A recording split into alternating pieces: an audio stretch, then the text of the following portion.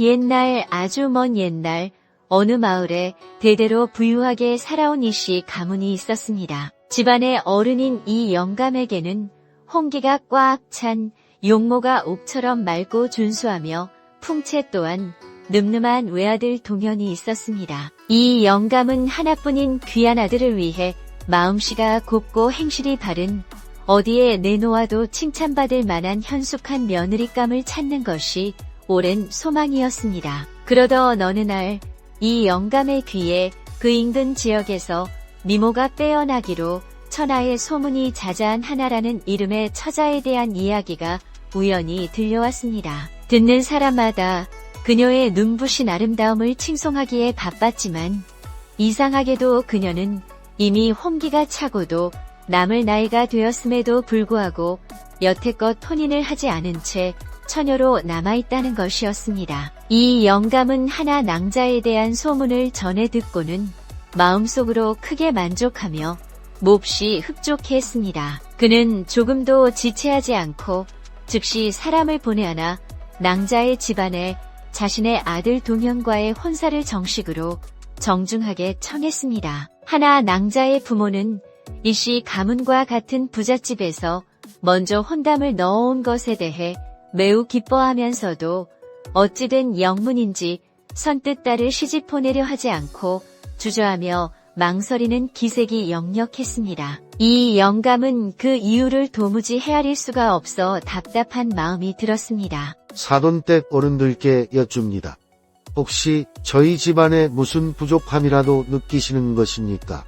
아니면 제가 모르는 다른 연유라도 있으신 것인지요?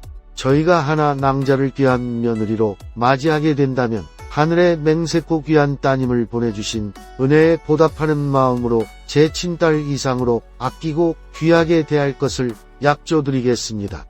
그러니 염려 마십시오. 이 영감은 온갖 감언이설과 진심을 다해 그들을 설득하며 안심시키려 무던히 애썼습니다. 이 영감의 거듭된 간곡한 청과 굳은 약속에 하나 낭자의 부모는 결국 마지못해 혼사를 승낙할 수밖에 없었습니다. 대감마님의 뜻이 정 그러하시다면 저희야 더할 나위 없는 영광입니다만. 그러나 마침내 혼인을 허락하면서도 그들의 얼굴에는 만면에 퍼진 기쁨보다는 숨길 수 없는 깊은 근심과 불안의 그림자가 여전히 짙게 남아 있었습니다. 마침내 기다리고 기다리던 혼례날이 성대하게 치러졌고 그림처럼 아름다운 하나는 이씨 가문의 귀한 며느리가 되었습니다. 시집온 하나는 소문대로 눈부신 미모를 지녔을 뿐만 아니라 성품 또한 비단결처럼 곱고 온화하며 집안 살림에도 빈틈없이 아무지고 부지런했습니다. 그녀는 순식간에 시아버지 이 영감을 비롯한 온 집안 식구들의 귀여움과 사랑을 듬뿍 받았습니다. 남편인 동현과의 부부 금슬 또한 더없이 좋아 젊은 부부는 서로 꿀 떨어지는 눈빛으로 바라보며 아끼고 의지하며 모두가 부러워할 만큼 화목하고 평온한 나날을 보냈습니다. 그러나 행복했던 시간도 잠시, 시간이 얼마간 흐르면서부터 어찌된 영문인지 옷같이 희고 곱던 하나의 얼굴빛이 점점 생기를 잃고 창백하게 변해갔습니다. 몸 또한 눈에 띄게 나날이 야위어만 갔습니다. 예전의 생기발랄함은 찾아볼 수 없었고 가녀린 몸으로 걷는 걸음걸이조차 힘겨워 보일 때가 많았습니다. 이 영감은 애지중지하는 보배 같은 며느리가 원인 모르게 시름시름 말아가는 모습에 걱정으로 속이 까맣게 타들어갔습니다. 문득 그는 혼담을 처음 넣었을 때 사돈 부부가 무언가 꺼림칙한 것을 숨기는 듯 선뜻 대답을 망설이던 그 기묘했던 태도를 떠올렸습니다. 필시 그때 무슨 말 못할 중병이라도 앓고 있는 것을 알면서도 우리 집안 배경을 보고 숨긴 채 시집 보낸 것이 틀림없구나. 이 영감의 의심과 걱정은 날이 갈수록 깊어져만 갔습니다. 그러던 어느 해맑은 날 오후 이 영감은 사색이 된 채 마루에 힘없이 앉아있는 하나를 조용히 집 뒤뜰의 후원으로 불렀습니다. 그는 안타까움과 걱정이 가득한 눈빛으로 며느리의 가녀린 손을 잡으며 따뜻하고 다정한 목소리로 물었습니다. 아가, 내 며느라, 요 며칠 보니 내 낯빛이 백지장처럼 하얗구나. 맷도 없어 보이고. 혹시 내 몸에 어디 불편한 곳이라도 있는 것이냐? 행여 이 늙은 시아비에게 차마 말 못할 깊은 사정이라도 있는 것이 아니라면 부디 숨기지 말고 이 시아비에게 솔직히 다 털어놓아 보거라. 내 병을 고치기 위해서라면 내 모든 것을 다하마. 하나는 자애로운 시아버지의 따뜻한 말과 걱정 어린 눈빛에 차마 고개를 들지 못하고 잠시 머뭇거렸습니다. 한참을 망설이며 입술만 달싹이던 그녀는 마침내 모기 소리처럼 아주 작은 목소리로 힘겹게 입을 열었습니다. 아버님, 송구스럽고 면목 없지만 실은 제가 이 영감은 혹시나 정말 큰 병일까 싶어 답답하고 초조한 마음에 며느리를 재촉했습니다. 괜찮으니 어서 말해보아라. 실은 내가 무엇이란 말이냐? 제가 실은 방귀를 참고 있어서 그래서 몸이 일이 된 듯합니다. 이 영감은 너무나 뜻밖이고 황당한 대답에 자신의 귀를 의심하지 않을 수 없었습니다. 무엇이라고? 방귀를? 내가 지금 방귀를 참고 있다고 그리 말하는 것이냐? 허허, 참으로 회괴망측한 소리를 다 듣겠구나. 아니, 이 넓고 넓은 세상 천지에 밥 먹고 똥 싸고 방귀 뀌지 않는 사람이 대체 어디 있단 말이냐? 헌데 어찌하여 사람이 당연히 뀌어야 할 그까짓 방귀를 참는 것 때문에 내 몸이 이 지경이 될 정도로 심한 병이 날 수가 있단 말이냐? 내 아무리 생각해도 도무지 이해할 수가 없구나. 시아버지의 거듭된 물음에 하나는 마침내 고개를 떨구고 슬픈 표정으로 자신의 비밀을 털어놓기 시작했습니다. 아버님, 너무나 부끄럽고 송구스러운 말씀이지만 저는 어릴 적부터 남들과는 아주 다른 좀 별난 능력을 하나 타고났습니다. 제가 끼는 방귀 소리가 보통 사람들의 것과는 비교할 수 없이 마치 천둥번개가 치듯 온 촌지를 진동시킬 만큼 우렁차고 그 힘이 실로 엄청납니다.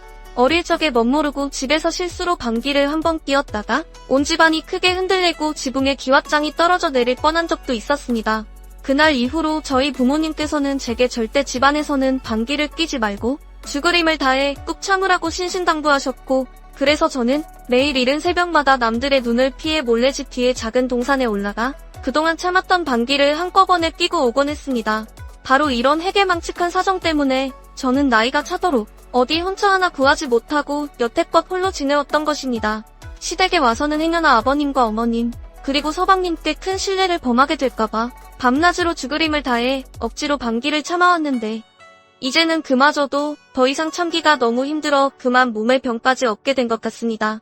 황당무계하고 기가 막힌 며느리의 구구절절한 사연을 다 들은 이 영감은 처음에는 너무나 어이가 없고 우스워서 그만 웃음보가 터져 나왔지만 이내 얼굴이 백지장처럼 창백해진 채 금방이라도 쓰러질 듯한 며느리의 가련한 모습에 깊은 연민과 안쓰러운 마음이 들었습니다. 그는 속으로 쯧쯧쯧 가엾은 것, 사돈들이 너무 별거 다닌 일에 지레 겁을 먹고 과하게 걱정을 하며 아이를 잡았구나 하고 딱하게 생각했습니다. 그는 자애로운 미소를 지으며 며느리를 안심시키려는 듯 부드러운 목소리로 말했습니다. 허허허, 내 며느라, 그게 뭐 그리 대단하고 부끄러운 일이라고 여태껏 내 여린 속으로만 끙끙 앓으며 이토록 심한 고생을 했단 말이냐.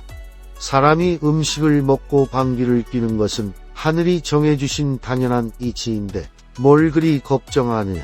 괜찮으니 아무 걱정 조금도 말고 지금 당장이라도 이 시아비 눈치 보지 말고 여기서 아주 시원하게 방귀를 뀌거라.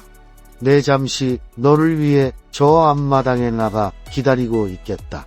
그러나 마음씨 착한 하나는 시아버지의 배려에도 불구하고 여전히 불안한 듯 두 손을 모으며 손사래를 쳤습니다. 아니옵니다.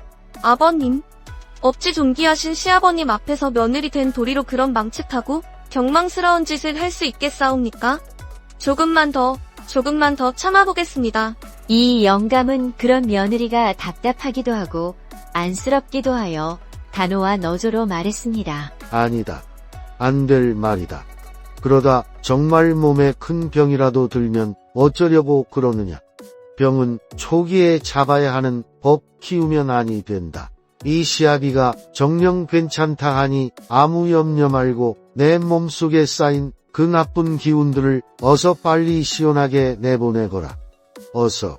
시아버지의 단호하고도 걱정 어린 명령의 하나는 더 이상 버티거나 거절할 수 없음을 깨달았습니다. 그녀는 마침내 고개를 힘없이 끄덕이며 대신 온 집안 식구들에게 떨리는 목소리로 신신당부를 했습니다. 정녕 제가 이곳에서 방귀를 뀌어야만 한다면 아버님께서는 부디 저 마루의 가장 큰 기둥을 두 팔로 단단히 붙잡고 계셔야만이다. 그리고 어머님, 께서는 부엌으로 가셔서 가장 큰 가마솥에 솥뚜껑을 있는 힘껏 누르고 계셔야 하며 서방님께서는 지붕 위로 올라가셔서 가장 튼튼한 대들보를 꽉 붙들고 계셔야만 합니다.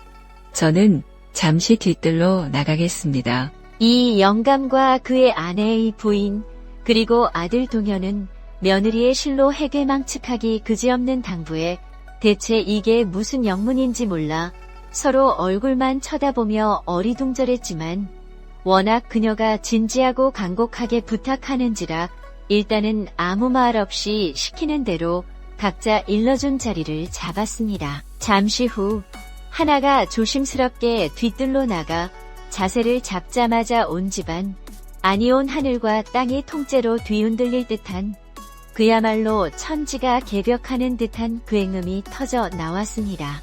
화르르르르릉 그 소리와 함께 어디서부터 시작되었는지 모를 엄청난 이력의 회오리 바람이 집 안팎을 그야말로 쑥대밭으로 만들며 힘을 낮췄습니다. 이 영감은 마루에 큰 기둥을 죽으림을 다해 붙잡고도 금방이라도 몸이 공중으로 날아갈 듯 휘청거려 하마터면 마당으로 나가떨어질 뻔했고 부엌의 무거운 무쇠의 솥뚜껑은 마치 살아서 요동치는 것처럼 덜덜덜 요란하게 춤을 추었으며 지붕 위에 간신히 매달려 있던 동요는 집채만한 바람에 휩쓸리지 않으려고 용마루를 부둥켜 안고 안간힘을 써야 했습니다. 집안에 있던 그릇이며 가구 등의 온갖 쇠간사리들은 이리저리 공중으로 날아다니며 서로 부딪혀 깨지고 박살이 나 아수라장이 되었습니다. 마침내 모든 난리가 폭풍처럼 잠잠해질 후 이 영감은 넋이 나간 얼굴로 자신이 방금 겪은 일을 믿을 수 없다는 듯 망연자실했습니다. 고자 결인 며느리의 방귀 한 방이 이토록 상상을 초월하는 무시무시한 파괴력을 가졌을 줄은 꿈에서조차 상상하지 못했던 것입니다. 그는 순식간에 엉망진창이 된 집안을 둘러보며 생각했습니다. 만약 하나 저 아이를 계속 우리 집 며느리로 데리고 살다가는 저 아이가 실수로 방귀 한번 잘못 낄 때마다 우리 집 기둥뿌리가 뽑히고 재산이 남아나지 않겠구나.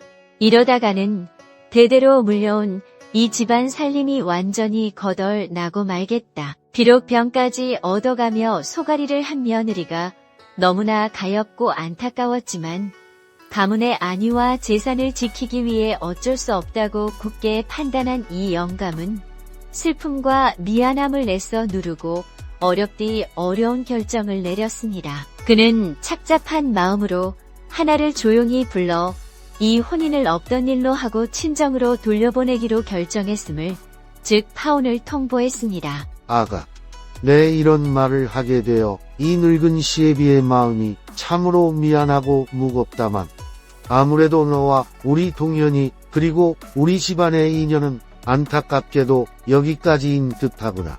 하나는 이미 자신의 운명을 예감하고 있었다는 듯 아무 말 없이 하염없이 눈물만 뚝뚝 흘리며 시아버지의 그 슬픈 결정을 받아들였습니다. 이 영감은 애초에 그토록 간절히 원하여 이 혼사를 강하게 밀어붙였던 자신에게 모든 책임이 있다고 느끼며 면목 없고 미안한 마음에 직접 사람을 불러 가마를 준비시켜 하나를 그녀의 친정집 대문 앞까지 슬픔 속에서 안전하게 바래다 주었습니다. 이 영감은 슬픔에 잠긴 하나를 감화해 태워 그녀의 친정집으로 향했습니다. 가는 길에 가지마다 탐스러운 배가 주렁주렁 열린 아주 크고 오래된 배나무 한 그루 아래를 지나게 되었습니다. 마침 나무 그늘 아래에서는 값비싼 비단을 취급하는 듯한 일단의 장수들이 땀을 식히며 쉬고 있었습니다. 장수들은 모두 손이 닿지 않는 높은 가지에 달린 잘 익어 먹음직스러운 배를 바라보며 입맛만 다실 뿐 안타깝게도 딸 방법이 없어 애만 태우고 있었습니다. 긴 길을 오느라 목이 마르던 이 영감 또한 그 달콤해 보이는 배를 보자 저절로 갈증을 느꼈습니다. 곁에 있던 하나가 시아버지의 마음을 알아차리고 조용히 입을 열었습니다. 아버님, 저 배가 드시고 싶으신지요? 혹 괜찮으시다면 제가 잠시 따다 드릴까요? 가마꾼들이 잠시 가마를 내려놓자 그 말을 들은 비단 장수 중 하나가 하나를 아래 위로 훑어보며 비웃듯이 껄껄 웃었습니다. 허허허, 여보시오 곱게 생긴 아가씨. 우리 같이 힘께나 쓰는 건장한 사내들도 어쩌지 못해 그림의 떡으로 보고 있는 것을 어디 가녀리고 힘 하나 제대로 쓸 수나 있겠소? 당신같이 연약한 부인이 어찌 저 까마득히 높은 가지에 배를 따겠다는 거요? 하나는 그들의 노골적인 비웃음에도 전혀 아랑곳하지 않고 오히려 또렷하고 차분한 목소리로 되물었습니다. 만약 제가 저기 보이는 저 배를 따게 된다면 여기 계신 나리들께서는 제게 어찌해 주시겠습니까? 비단 장수들은 그녀의 당돌함에 더욱 큰 소리로 박장대소하며 말했습니다. 하하하, 좋다. 어디 해보시오. 만약 당신이 저 높은 가지에 배를 단 한 개라도 따서 땅에 떨어뜨릴 수만 있다면 여기 우리가 가진 이 귀한 값비싼 비단 전부를 당신에게 아무 말 없이 내어주겠소. 하나는 그들의 약조를 받아낸 후 더 이상 아무 말 없이 치마를 살짝 걷고 조용히 주변에서 소나기에 잡힐 만한 작은 돌멩이 몇 개와 적당한 길이의 마른 나뭇가지들을 재빨리 주워 모았습니다. 이 영감과 비단 장수들은 그녀가 대체 저것들로 무엇을 하려는 것인지 도무지 알 수 없어 그저 의아하고 신기한 눈으로 그녀의 행동을 지켜볼 뿐이었습니다. 그러자 하나는 갑자기 모두를 등지고 배나무가 있는 쪽으로 돌아섰습니다. 그리고는 자신이 방금 주워 모은 돌멩이와 나뭇가지 더미를 향해 잠시 숨을 고르더니 온 정신과 힘을 모아 아주 크고 우렁찬 방귀 소리를 뿌웅 하고 터뜨렸습니다. 그녀의 엄청난 방귀의 폭풍 같은 위력에 땅바닥에 있던 돌멩이와 나뭇가지들이 마치 포탄처럼 하늘 높이 세차게 쏘아 올려졌습니다. 신기하게도 그것들은 정확히 높은 가지에 주렁주렁 매달린 배들을 향해 날아가 서너 개의 색에 부딪혔고 그 충격으로 가장 크고 잘 익은 배 3개가 툭툭툭 소리를 내며 땅으로 떨어졌습니다. 눈앞에서 순식간에 벌어진 상식적으로는 도저히 믿을 수 없는 광경에 비단 장수들은 물론이고 이 영감마저 입을 떡 벌린 채 놀라움을 금치 못했습니다. 하나는 떨어진 배 3개를 조용히 주워 먼지를 털어낸 뒤 시아버지 이 영감에게 공손히 건네드렸습니다. 그리고는 아무 일도 없었다는 듯 넋이 나가 있는 비단 장수들에게 차분하게 돌아서서 말했습니다. 자, 여기 배를 땄으니 이제 아까 하신 약조대로 비단을 내어주시지요. 그래, 이것은 그냥 방귀가 아니라 바로 복방귀요. 내가 바로 우리 집안의 복덩이다. 살아 숨쉬는 복신이 아니고 대체 무엇이겠느냐. 내가 이런 귀한 복덩이를 미처 알아보지 못하고 박복하게 내쫓으려 했다니 이 얼마나 어리석고 미련하며 통탄할 짓이었던가. 얘야, 어서 가자. 내가 있어야 할 너의 집으로 어서 돌아가자. 어서. 이 영감은 더 이상 망설이지 않고 기쁜 마음으로 가마를 돌려 하나가 마땅히 있어야 할 자신의 집으로 향했습니다. 그날 이후 하나는 더 이상 남들의 눈치를 살피거나 몸에 병이 날 정도로 고통스럽게 방귀를 참을 필요가 완전히 없어졌습니다. 이 시 집안 식구들 또한 처음에는 잠시 놀라긴 했지만 더 이상 며느리의 우렁찬 방귀 소리를 두려워하거나 이상하게 여기지 않았습니다. 오히려 그것을 집안의 복을 가져다주는 아주 특별하고 신기한 능력으로 여기며 좋은 일이 생길 좋은 징조, 즉 길조로 기쁘게 받아들이게 되었습니다. 그로부터 또 얼마간의 행복한 세월이 흘러 하나는 마침내 옥처럼 예쁘고 토실토실 건강한 딸아이를 순산했습니다. 온 집안 식구들이 아기의 탄생을 축복하고 기뻐하며 산모와 아기가 있는 방 안에 모여들었습니다. 그런데 이게 웬일일까요? 막 세상에 태어난 그 귀여운 아기가 응애 하고 힘찬 첫 울음을 터뜨리는 바로 그 순간 어디서 많이 들어본 듯한 하지만 갓 태어난 아기의 것이라고는 도저히 믿기 힘든 아주 우렁차고 시원스러운 방귀 소리가 뿌웅 하고 방 안에 가득 울려 퍼졌습니다. 방 안에 모여있던 온 식구들이 잠시 놀라 눈이 휘둥그레져 서로를 쳐다보았지만 이내 모두 얼굴 가득 커다란 한바구음을 터뜨렸습니다. 이 영감이 가장 먼저 기쁨에 겨워 큰 소리로 외쳤습니다. 허허허, 이거야말로 집안의 큰 경사가 아니고 무엇이겠는가. 우리 손녀딸이 보통 내기가 아니로구나. 제 어미의 그 특별한 복을 쏙 빼닮은 것이 틀림없다.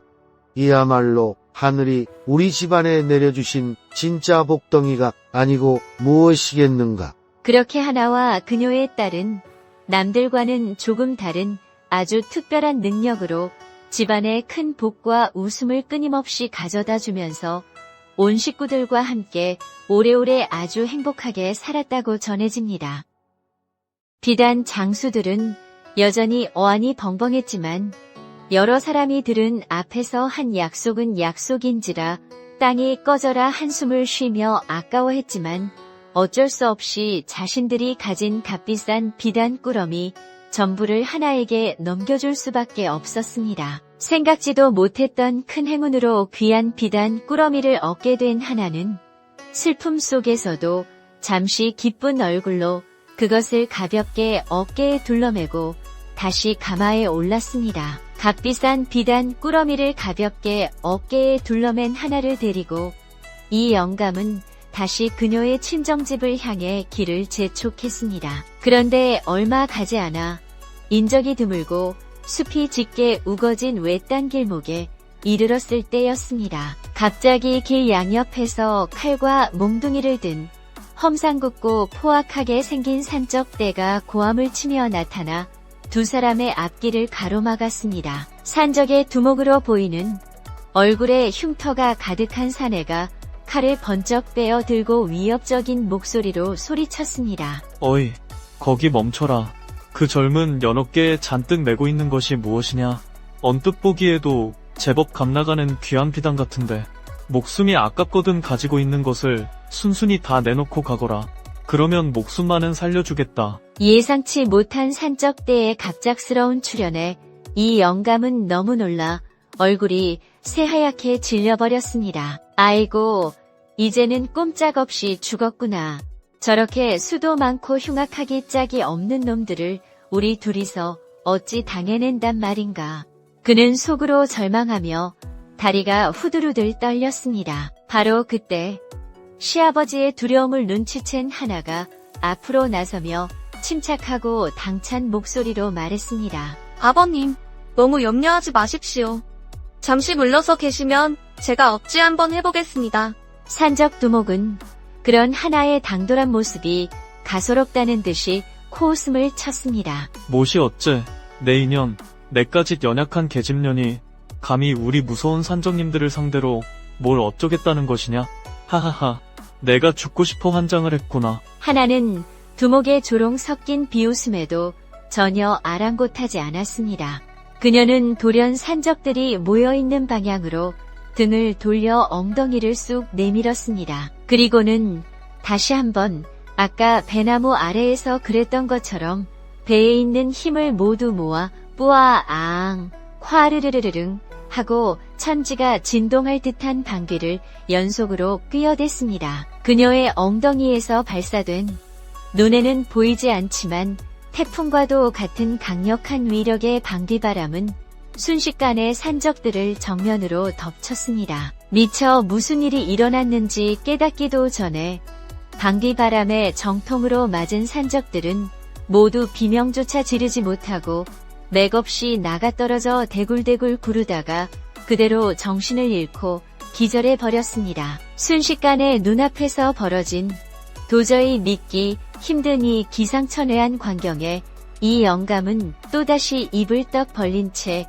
멍하니 서서 아무 말도 하지 못했습니다. 잠시 후 간신히 정신을 차린 그는 경이로움과 감격이 뒤섞인 눈으로 며느리 하나의 손을 덥석 잡고는 떨리는 목소리로 외쳤습니다. 오, 내 며느라가. 내 보배 같은 며느라가. 내가 정말이지 눈뜬 장님처럼 큰 실수를 저지를 뻔했구나. 나는 여태까지 내 그 엄청난 방귀가 우리 집안에 닥칠 재앙 덩어리인 줄로만 어리석게 알았는데 이제 와서 보니 이것은 재앙이 아니라 우리 집안에 넝풀째 굴러들어온 크나큰 복이 아니고 무엇이겠느냐.